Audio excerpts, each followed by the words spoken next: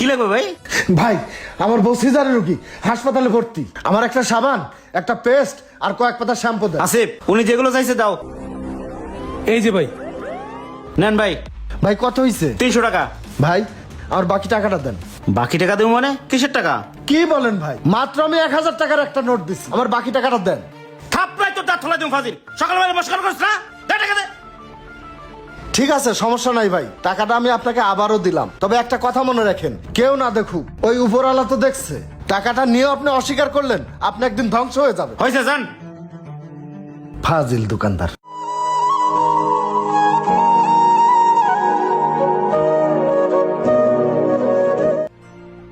ভাই মোটা চাল আছে না? কয় কেজি? 5 কেজি। আসিফ, হ্যাঁ ভাই। 5 কেজি মোটা চাল মাপ। আচ্ছা। আর শোন জি ভাই। মিটার কমানো আছে না? ভাই ফিক্সড করা। গুড, মাপ দে।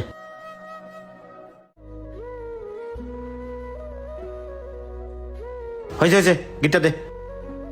নেন ভাই। ভাই 300 টাকা। ঠিক আছে ভাই, দেন।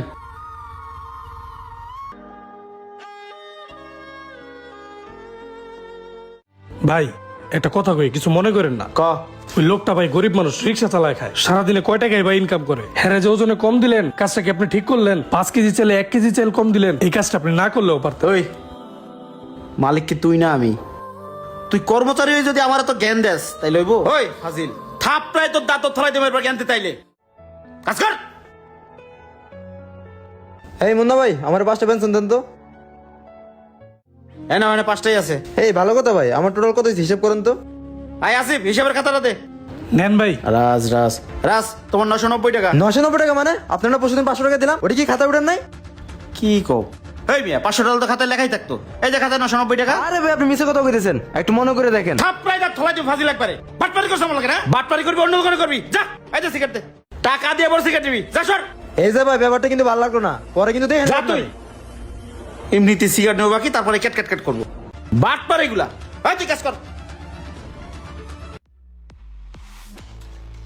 মুন্না ভাই 2 কেজি চাল 1 কেজি ডাল দেন। আসিফ, 2 কেজি চাল 1 কেজি ডাল দে তাড়াতাড়ি।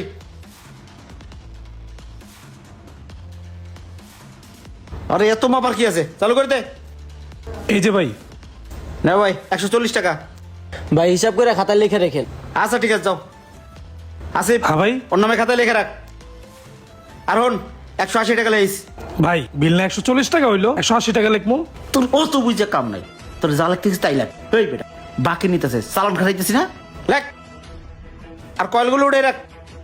কি ভাই, কি লাগবে? ভাই আমি গরম মশলার ব্যবসা করি, দোকানে দোকানে মাল দিয়ে বেড়াই। তা হঠাৎ আমার বউ অসুস্থ, আমার ইমার্জেন্সি বাড়ি যাইতে হবে। এখন আমার কাছে কয়েক কেজি মাল আছে, রাখবেন নাকি? কিরে আসিফ, মশলা রাখবো? ভাই রাইখা দেন, লাগবেই তো, সামনে শুক্রবার আছে। ও আচ্ছা, দেহি ভালোই তো আছে। কত করিয়া?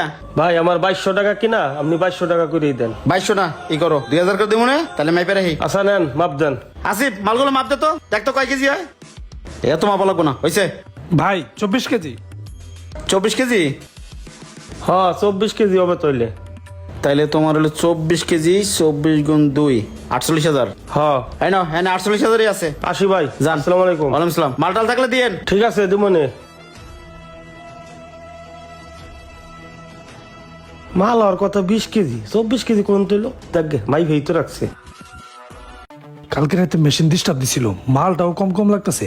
আরেকবার ভাইবা দেই তো। তাই তো, মাল তো আসলেই কম। দেই তো লোকটা কদ্দুর গেছে। এই এই এই, কি হয়েছে? কই যাস? ভাই ভাই, যারতে মশলা কিনছি, দেই তো লোকটা কদ্দুর গেল। আরে কি হয়েছে? ভাই একটা তো আকাম হয়ে গেছে গা। কি কমিছে? কালকে রাত্রে মেশিনটা ডিস্টার্ব দিছিল, পরে? পরে আমি রিসেট মারছি। রিসেট মারার পরে 200 গ্রাম মাইনাস দিবার গিয়ে 200 গ্রাম প্লাস দিয়ে ফেলাইছি। এখন কেজিতে 200 গ্রাম বেশি দিয়ে ফেলাইছি। ভাই এখানে মাল তো আছে 20 কেজি, হিসাবে ওনারে 4 কেজি মালের দাম বেশি দিয়ে ফেলাইছি। কি কস? 4 দুগুণে 8,000 টাকা বেশি দিয়েছে। দেখ দেখ কত গেছে দেখ। কিরে এইগুলো ফাঁকা, ওইগুলো ফাঁকা, গেল কোন দিক? তোর জন্য আজকে আমার এই অবস্থা হয়েছে। 8,000 টাকা বেশি দিয়েছে। বাইরা, তোমার দোকান থেকে বাইরা, যা। এই এই, তুই আমার দোকানে আনবি না। আপনি ওরা মারতেছেন কেন?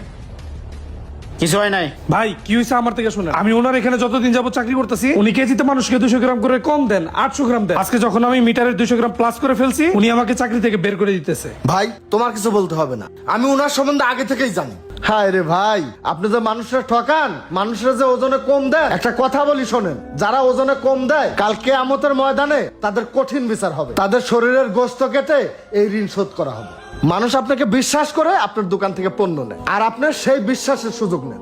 কি বলবো ভাই, আমাদের দেশে এখন অনেক সহজ সরল মানুষ আছে যারা ওজন সম্পর্কে কিছুই বোঝে না। আপনি তাদেরকেও ঠকাচ্ছেন। একটা কথা মনে রাখবেন ভাই, আল্লাহ ছাড় দেন কিন্তু ছেড়ে দেন না। এখনো সময় আছে, আল্লাহর কাছে ক্ষমা চেয়ে নেন, আর মানুষ ঠকানো ব্যবসা বন্ধ করুন। ভালো হয়ে যান ভাই। আসিফ, আসলে আমি অনেক বড় ভুল করে ফেলাইছি রে। টাকা পয়সার নেশে আমি অন্ধ হয়ে গেছি। ভাই ওই দিনকে আপনি 1000 টাকা দিয়েছিলেন, এই যে টাকাটা আমার ক্ষমা করে দিন ভাই। আমি আর কখনো কাউরে মাপে কম দিব না, আর হারাম না। এখন তো আমি হালাল ব্যবসা করবো। আসিফ, দোকানে চল।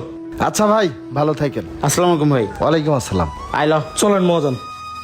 মুদি ব্যবসা একটি হালাল ব্যবসা, কিন্তু কিছু অসাধু দোকানদার এই ব্যবসা অনেক প্রতারণা করে থাকেন। মাপে কম দেন, কম হলে বেশি লিখে রাখেন। সবার চোখ ফাঁকি দিতে পারবেন, কিন্তু আল্লাহ তাআলার চোখ কখনো ফাঁকি দিতে পারবেন না। ভিডিও ভালো লাগে লাইক কমেন্ট শেয়ার দিয়ে পাশে থাকবেন। ধন্যবাদ।